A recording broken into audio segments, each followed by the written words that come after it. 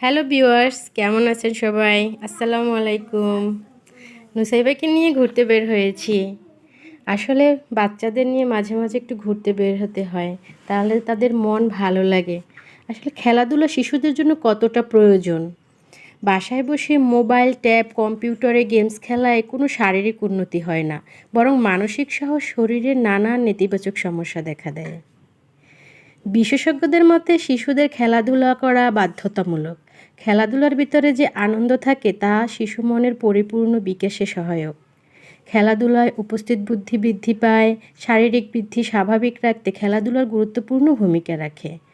কয়েকজন মিলে একসাথে খেলার পরিবেশ অনেকখানি সাহায্য করে, পাশাপাশি সৃজনশীলতা ও কর্মক্ষমতাও বৃদ্ধি করে।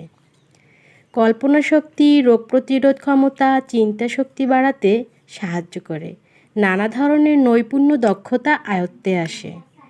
শিশুদের জন্য শিশু থেকে শুরু করে পূর্ণবয়স্ক মানুষেরও শারীরিক সুস্থতার জন্য নিত্যদিন ব্যায়াম করা প্রয়োজন। তাই কাজের পাশাপাশি নিজেকেও সময় দিন। এতে শরীর ভালো থাকলে কাজও ভালো হবে। আসলে এর কারণেই মাঝে মাঝে বাচ্চাকে নিয়ে আমরাও বের হই বড়রা, যাতে আমাদেরও সুস্বাস্থ্য হয় এবং বাচ্চাদেরও সুস্বাস্থ্য হয়। আপনারা সবাই পাশে থাকবেন, লাইক করবেন, কমেন্ট করবেন আর সাবস্ক্রাইব করে পাশে থাকবেন।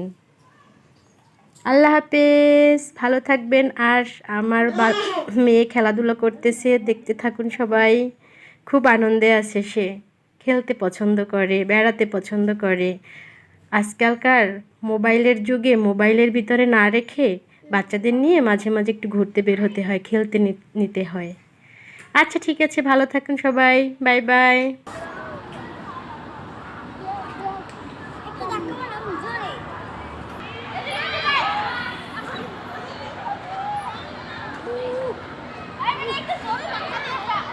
নুসাইবা,